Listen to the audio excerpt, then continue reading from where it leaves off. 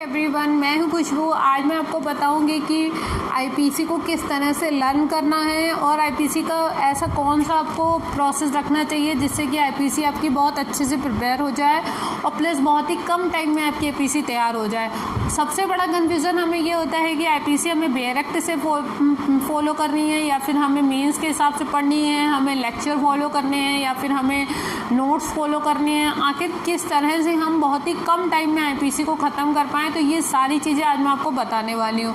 Plus मैं आपको ये भी बताऊँगी कि ऐसे कौन कौन से इंपॉर्टेंट सेक्शन होते हैं जिनको आपको पहले कवर करना चाहिए और आईपीसी का जो एक मेन प्रोसीजर होता है कि आपको किस तरह से पढ़नी है, क्या आपका एक फ्लो चार्ट होना चाहिए, क्या आपका एक प्रोसीजर होना चाहिए। तो ये सारी चीज़ें आज मैं आपको इस वीडियो में बताऊँगी। सो प्लीज़ ये वीडियो एंड तक ज़रूर देखिएगा, ठीक है। और जो भी मेरा वीडियो फर्स्ट टाइम देख रहे हैं सो प्लीज़ आप मेरे चैनल को लाइक एंड सब्सक्राइब करें एंड शेयर करें। और अगर किसी को कोई भी क्वेरी हो तो आप मुझे कमेंट सेक्शन में मेंशन कर सकते हैं या फिर मैंने डिस्क्रिप्शन में अपना टेलीग्राम का लिंक प्रोवाइड किया हुआ है, आप वहाँ से मुझसे डायरेक्टली कनेक्ट हो सकते हैं। सो चलिए स्टार्ट करते हैं। सबसे पहले तो मैं आपको बता दूँ फर्स्ट टिप, मैं आपको ये बताऊंगी कि आईपीसी जो है वो आपको हमेशा बुक से फॉलो करनी चाहिए।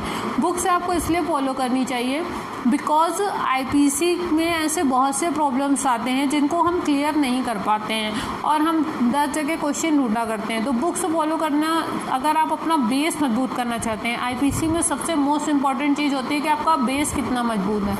उसके लिए आप सबसे पहले तो बुक फॉलो करिए, ठीक है। और बुक में आपको एक एक सेक्शन आपको किस तरह से रीड करना है ये मैं आपको बताऊंगी। तो आपकी जो सेकंड टिप है वो ये है कि आपको बुक में जब आप पढ़ते हैं तो पहले तो आप वो सेक्शन बिल्कुल स्किप कर दीजिए जिसकी डेफिनेशन सेम, जिसमें कोई आपको प्रॉब्लम सॉल्विंग कोई क्वेश्चन नहीं है, प्लस आप में नॉर्मल से आपको डेफिनेशन पढ़नी है और वो तो आपको बेरक में भी मिल जाती है। तो आप प्लीज़ उसको स्किप कर दीजिए और जिसका प्रॉब्लम सॉल्विंग के क्वेश्चन से कोई कनेक्शन नहीं है। जैसा कि अभी मैं आपको बता दूं कि आपका जो सेक्शन 1 से 20 तक है वो एक 1 लाइनर क्वेश्चन है, ठीक है। वो आपके प्रीलिम्स बेस से इंपॉर्टेंट है, वो आपके मेंस के बेस से कोई भी बिल्कुल इंपॉर्टेंट नहीं है।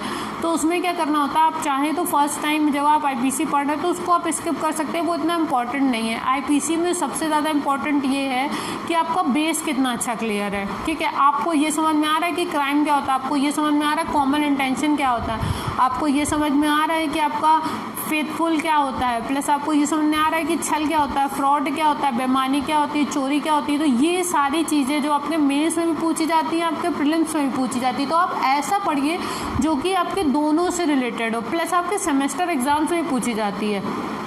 तो इसी बिहार पे मैं आपको बता रही हूँ। तो सबसे पहले जो आपको आईपीसी में पढ़ना होगा वो आपको ये पढ़ना होगा कि आखिर जो है वो क्राइम क्या होता है, ठीक है। प्लस फिर आपको ये पढ़ना होगा कि आपका बेईमानी क्या होता है, ठीक है। प्लस आपका फ्रॉड क्या होता है। उसके बाद आपको पढ़ना होगा कि कॉमन इंटेंशन क्या होता है। कॉमन इंटेंशन मैं आपको इसलिए बोल रही हूँ क्योंकि आपका जो आईपीसी का पूरा खेल है वो सब कॉमन इंटेंशन से जुड़ा हुआ है, आपका इंटेंशन से जुड़ा हुआ है, मेंस रिया से जुड़ा हुआ है, ठीक है। तो आपको ये पढ़ना होगा कि क्रिमिनल माइंड क्या होता है, क्रिमिनल इंटेंट क्या होता है। उसके बाद आपको ये पढ़ना होगा कि सद्भावना पूर्वक क्या होता है। सद्भावना पूर्वक किया गया कार्य ऐसा होता है जो कि आपका जनरल एक्सेप्शन के पूरे चैप्टर से कनेक्टेड है, ठीक है, जहाँ पे तथ्य की भूल के बारे में दिया गया है।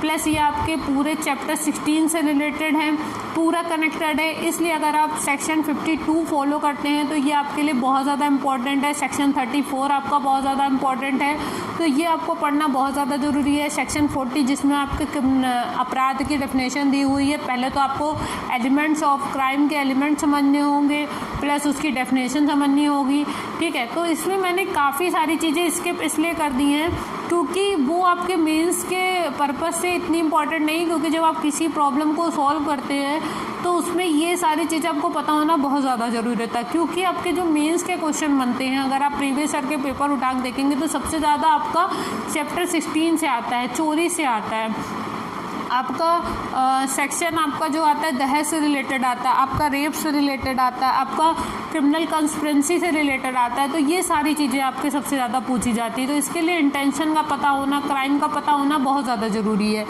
उसके बाद मैं आपको बता दूं कि जो सबसे ज़्यादा इम्पॉर्टेंट है वो फिर आता है आपका चैप्टर 4। चैप्टर 4 आपका मोस्ट इम्पॉर्टेंट चैप्टर है। मैं आपको बता दूं, सबसे पहले तो आप जब आप ये छोटी छोटी डेफिनेशन पढ़ लें जो एक टुकड़ों में होती है, जिसको जाके आपको एक आगे जाके जोड़ना होता है, तो वो जुड़ती कहाँ पे जाके हैं? सबसे पहले ये जुड़ती है जनरल एक्सेप्शन के चैप्टर में। ऑफ पनिशमेंट तो आप पहले छोड़ दें, क्योंकि वो पहले तो आपको यही पता होना चाहिए ना कि आपको पनिशमेंट आपको देनी किस बिहाफ पे है, तो वो पहले आप तो वो पढ़िए, ठीक है। उसके बाद इसमें क्या होता है, जनरल एक्सेप्शन तो आपको पता ही होगा, जिसमें आपका तथ्य की भूल, विधि की भूल, कहाँ पे बचाव मिलता है, कहाँ पे बचाव नहीं मिलता है, तो ये सारी चीज़ें आपको पढ़नी होंगी। तो ये आपका जब आप पहले से आपका बेस क्लियर होगा, आपको पता होगा कि सद्भावनापूर्वक क्या होता है, सेक्शन 34 क्या होता है, सेक्शन 52 क्या होता है, प्लस आपको पता होगा कि छल क्या होता है, बेईमानी क्या होता है, फ्रॉड क्या होता है। तो ये आपका जनरल एक्सेप्शन का जो केस चैप्टर है वो बहुत अच्छे से आपका क्लियर हो जाएगा।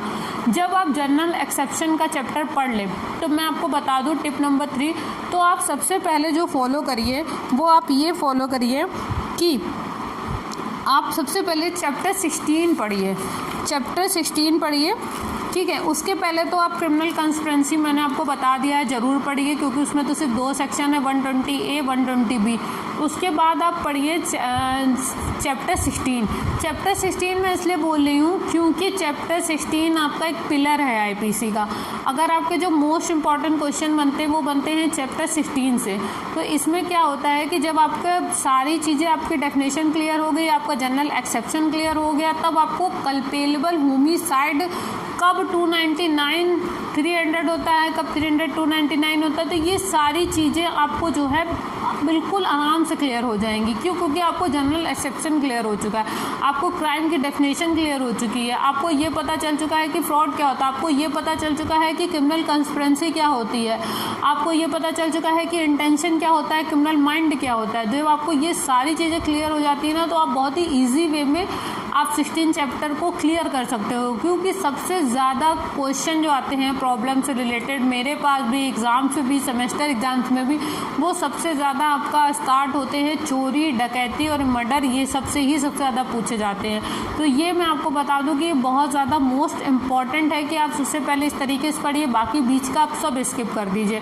तो इससे क्या होगा कि आपके पास अगर कोई भी on the spot problem solving का क्वेश्चन आता है तो आप बिल्कुल आराम से सॉल्व कर लेंगे, क्योंकि आपका बेस क्लियर हो चुका होगा तब तक, ठीक है। और जो चैप्टर 16 है उसमें बहुत सारे सेक्शंस हैं, तो जो आप धीरे धीरे पढ़ते जाएंगे तो आपकी ऑटोमेटिक सारी चीज़ें क्लियर होती जाएंगी।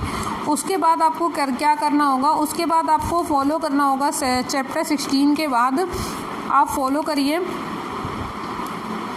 चैप्टर, आप फिर फॉलो करिए चैप्टर आपका हो गया 14 में आपका जो रेप का दिया हुआ वो फॉलो करिए, प्लस आप फॉलो करिए उसके चैप्टर 17। चैप्टर 17 इतना मोस्ट इम्पॉर्टेंट चैप्टर है जो कि आपके मेंस में बहुत ज़्यादा पूछा जाता है, आपके सेमेस्टर में भी पूछा जाता है, आपके प्रीलिम्स में भी पूछा जाता है, क्योंकि उसमें 4 ऐसी डेफिनेशन है जो कि आपस में बहुत ज़्यादा कंफ्यूज करती हैं। डकैती हो गया, आपका थेफ्ट हो गया, ठीक है, आपका दापन हो गया, तो ये सारी चीज़ें आपको बहुत ज़्यादा कनेक्ट करती है, तो ये बहुत ज़्यादा इम्पॉर्टेंट है, ठीक है। और ये आपके एग्ज़ाम पर्पज़ के लिए भी बहुत ज़्यादा इम्पॉर्टेंट है। प्लस आता है, फिर आप पढ़िए आपका 405, ये भी आपका क्वेश्चन बहुत ज़्यादा पूछा जाता है। प्लस फिर आता है आपका 415, जैसा कि मैंने आपको क्या बताया था, जब आपको फ्रॉड क्लियर होगा, आपको बेईमानी क्लियर होगा, यानी कि आपको कपट पूरा क्लियर होगा, तो आपको छल भी क्लियर हो जाएगा, आपको चीटिंग क्लियर हो जाएगी। क्योंकि आप स्टार्टिंग से वही चीज़ पढ़ते आ रहे हो तो वो चीज़ें रिवाइंड होती जाती हैं, क्योंकि एक्चुअली आईपीसी जो ऐसी तरह से बनाई गई है उसमें आपस में एक दूसरे को कनेक्ट किया गया, पहले छोटी छोटी डेफिनेशन, फिर उससे रिलेटेड बड़ी बड़ी प्रॉब्लम। तो हम क्या करते हैं, हम छोटी वाली चीज़ों को पहले छोड़ देते हैं, हम उसको नेगलेक्ट कर देते हैं, हमें लगता है तो प्रीलिम्स के बेस से इंपॉर्टेंट है, तो हम उसको नहीं समझते हैं, तो वो कहाँ आगे जाके कनेक्ट होती हैं, तो वहीं पे हमें प्रॉब्लम हो जाती है और हम प्रॉब्लम को सॉल्व नहीं कर पाते हैं। उसके बाद आप जो है, इसके बाद आप ये पढ़ सकते हैं सेक्शन 425, सेक्शन 426, 427, प्लस आप फिर उसके बाद जो आपके सिक्के वगैरह से रिलेटेड है इसको आप लास्ट में भी पढ़ सकते हैं, ठीक है। उसके बाद मैं आपको बता दूं सेक्शन ये जो आपका सेक्शन 20 है आपका हाँ चैप्टर 20 भी आपका बहुत मोस्ट इम्पॉर्टेंट है। ये भी आपके एग्ज़ाम से बहुत ज़्यादा पूछा जाता है। प्लस आपका जो चैप्टर 22 है इसके स्टार्टिंग के 2-3 सेक्शन है, ये बहुत ज़्यादा इम्पॉर्टेंट है। और प्लस आता है सेक्शन 23 में जैसे आपका आता है 511 सेक्शन, तो ये भी बहुत ज़्यादा इम्पॉर्टेंट है। अब सबसे पहली चीज़ तो मैं आपको ये बता दूं कि आपने सोचा होगा मैंने इतना कम बताया, तो मैं आपको ये बता दूं कि मैंने आपको एक तरीका बताया, मैंने आपको एक प्रोसेस बताया है कि आपको अपना आईपीसी का बेस कैसे स्ट्रॉन्ग करना है, ठीक है। उसके बाद आपको क्या क्या चीज़ें फर्स्ट टाइम में स्किप करनी है जिससे कि आपका बेस मजबूत हो जाए, आप नंबर अच्छे कवर कर पाए, क्योंकि सबसे ज़्यादा जो पूछने वाले चैप्टर है वो मैंने आपको बता दिए हैं, जो सबसे ज़्यादा पूछा जाता है वो मैंने आपको बता दिया है, ठीक है। तो ये तो मैंने अभी आपको इम्पॉर्टेंट चीज़ें बताई थी। अब मैं आपको बता दूं कि आपको तैयार कैसे करना है, ठीक है। ये तो मैंने आपको एक तरीका बताया था। दूसरा तरीका मैं आपको ये बता दूं कि सबसे पहले तो आप ये इंपॉर्टेंट पॉइंट्स को क्लियर कर लीजिए, जिससे कि अगर आपके कोई भी प्रॉब्लम से रिलेटेड क्वेश्चन आते हैं, क्योंकि आपने कभी भी देखा होगा आपके सेमेस्टर एग्जाम से या फिर जुडिशरी के मेंस एग्जाम में कभी ये चीज़ नहीं आती है कि आप सिक्के से रिलेटेड कभी कोई प्रॉब्लम सॉल्विंग क्वेश्चन नहीं आता है, ठीक है।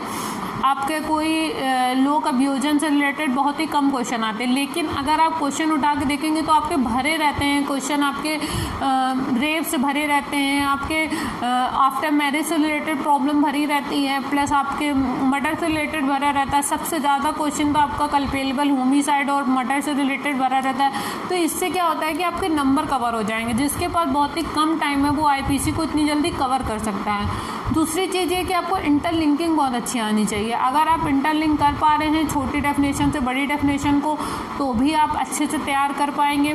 तीसरी चीज़ है, जो भी मैंने चीज़ें स्किप करी है वो आपके प्रीलिम्स के पॉइंट ऑफ व्यू से ज़्यादा इम्पॉर्टेंट है, तो आप क्या कर सकते हैं, तब आप डायरेक्ट फॉलो कर सकते हैं, ठीक है। और जिसमें जो छोटी छोटी डेफिनेशन है उसको भी आप डायरेक्ट से फॉलो कर सकते हैं, ठीक है। तो उसमें क्या होता है कि आपके सेक्शन कवर हो जाते हैं, क्योंकि आप प्रीलिम्स में क्या होता है, प्रीलिम्स में सबसे ज़्यादा सेक्शन पे फोकस किया जाता है, उसमें डेफिनेशन नहीं पूछी जाती है, आपके सेक्शन पूछे जाते हैं और बहुत ही घुमा के पूछे जाते हैं, तो वो आपके प्रीलिम्स के पर्पस से सही है। लेकिन अगर आपको नंबर कवर करने हैं जल्दी, और मैं आपको एक चीज़ और बता दूं कि जो मैंने आपको तरीका बताया उससे कभी भी आपके जो प्रॉब्लम वाले क्वेश्चंस हैं वो जल्दी गलत नहीं होंगे, क्योंकि आपका बेस मजबूत हो चुका होगा, आपका एक पिलर तैयार हो चुका होगा। और आप इसी तरीके से अपने नोट्स भी बना सकते हैं कि आपको पहले ये कवर करना है, उसके बाद आपको ये कवर करना है। तो इससे क्या होता है कि आपके ऊपर जो एक बर्डन होता है आईपीसी का वो ख़त्म हो जाता है कि मैं कैसे 511 सेक्शन को कवर करूं, तो वो एक बर्डन ख़त्म हो जाता है। तो ये सारी चीज़ें मैंने आपको बता दी हैं। और अगर किसी को कोई भी कन्फ्यूज़न हो, या अगर मैं आपको अपना नेक्स्ट वीडियो किस सब्जेक्ट से रिलेटेड बनाऊँ, तो आप प्लीज़ मुझे मेरे कमेंट सेक्शन में बता सकते हैं। And thank you so much for watching this video.